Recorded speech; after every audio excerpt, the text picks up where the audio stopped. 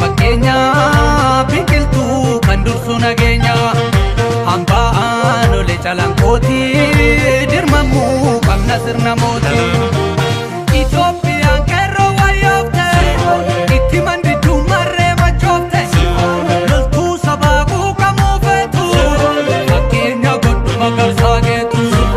Somaalee Affaar Walanqiitta Imaantii Sidaamaa Sidiitta Gumuza ga'uu Oromiyaan dhiiga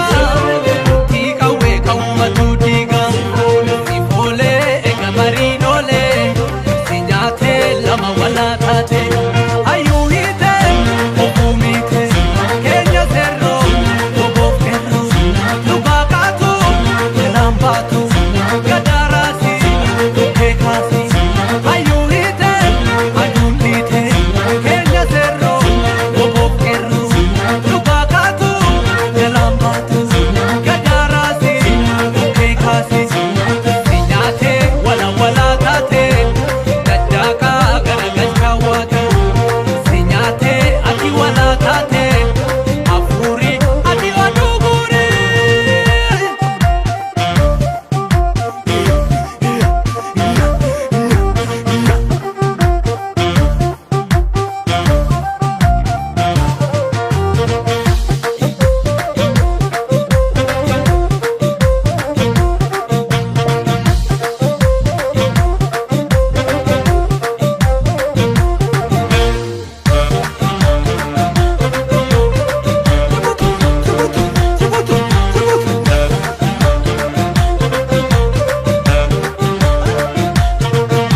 madaqoo kakuu barakaanii madaqna wallaalle afaanii Oromoo aboo gali tooraa mahabduu alalchi tamooraa shan daddaaqa shan dandeenye akka waaqa har'a geenye abbaa jaanoo yoo dhageesse yaa volkaanoo yeroo geesse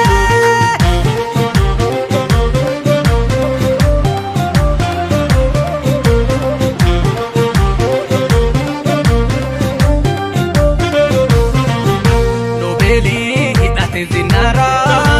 addunyaan dhowwate dolaara biyyattii fonkole ayyaanni